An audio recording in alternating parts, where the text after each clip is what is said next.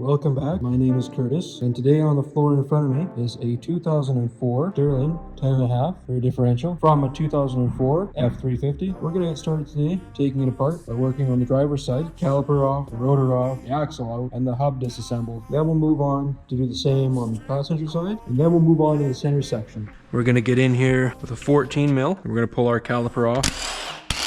So I've got the pry bar down against the backing plate of the axle. I'm just working it.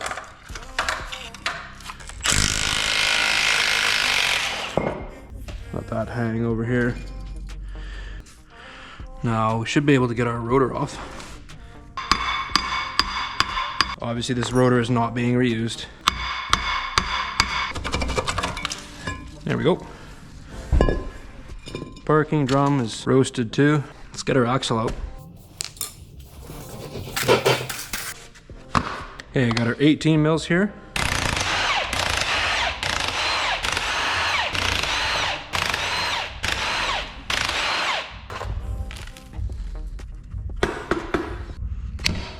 Just like that.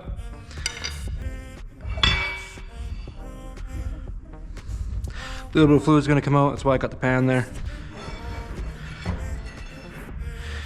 So, in order to get the hub nut off, 4-prong spindle nut, and we have to be careful. So we're actually gonna go at it with a ratchet first. That's gonna lock in like that to those 4 tabs in there. You can kind of see it. One of these sides is left-hand thread. It looks like this one. This is the left-hand thread.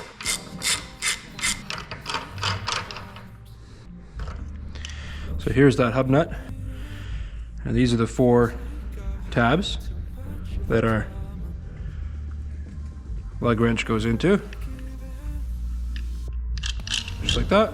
Our hub should come off as well. Pull out our outer wheel bearing. There we are.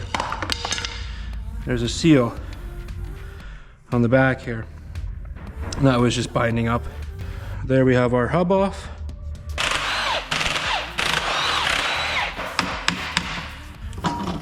And off comes our parking brake assembly and the dust shield. There's one and there's 2. Pull a little U-bolt off. Now they have a locating pin on them, and I'll show that in just a second, but we're gonna top this off. But here's where our U-bolt comes through, and there's our big locating pin. And that sits, it's a big dowel that sits off the side of the diff here. Now we're done on this side of the housing. Same as before. Brake hanger on it.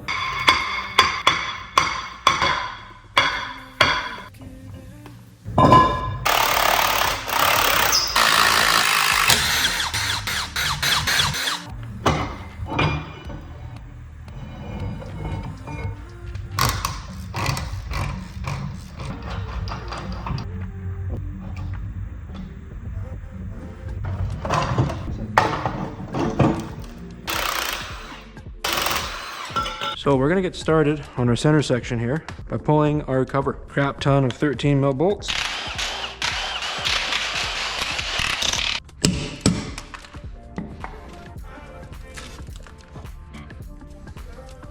Again, fluid looks really good.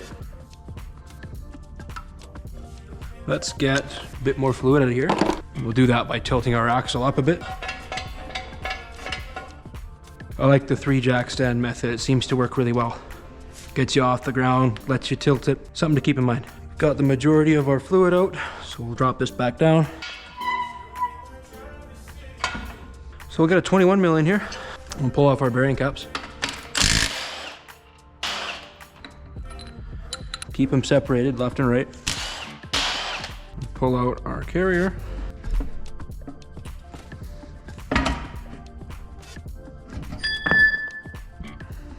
But conveniently, the bearings fell to the right side. That's funny. Make sure to get your shims out. Now let's take a look at our carrier and crown gear.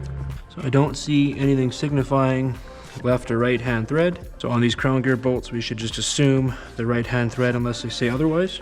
Looks like they are going to be 19 mils. They are right hand thread.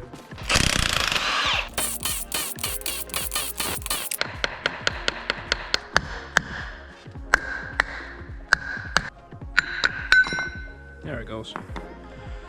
You don't have to beat on it, just work it gently and it will come off. And just as I suspected, because the front diff was the same ratio, this is also a 373 gear set, so we don't need to do the math on it. This one says it right here, 373. But if you're ever in doubt, count your number of teeth in your crown gear and divide it by the number of teeth on your pinion, and you'll come out with your final ratio. But they're usually marked. Just clearing debris out of here so that my socket fits.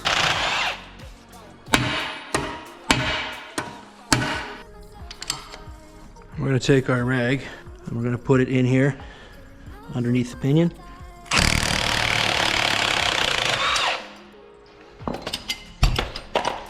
Of course, that means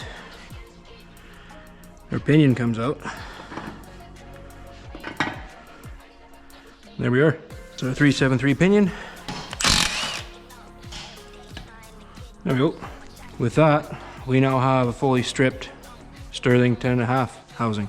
Let's clean everything up and we'll go over the parts.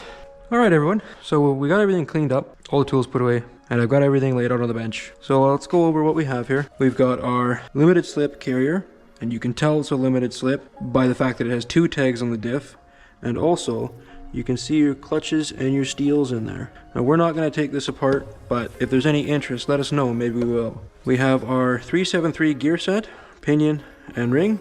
We've got the crown gear bolts. We've got our drive shaft flange, the diff cover bolts. We have the driver's side up here in this corner.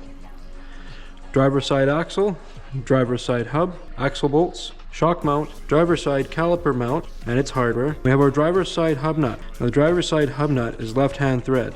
So when you're taking this apart, be careful and make sure that the same nut goes back on the same side. Otherwise the threads will be stripped out or you just won't get the nut back on the spindle. Passenger side axle, passenger side hub and axle bolts. We've got passenger side hub nut, which is normal thread, right-hand thread, shock mount, caliper bracket, and bolts. And then of course, we've got our housing and our diff cover. I've put the bearing caps back on, and then our rotors and our backing plates, which are scrap, garbage, no good.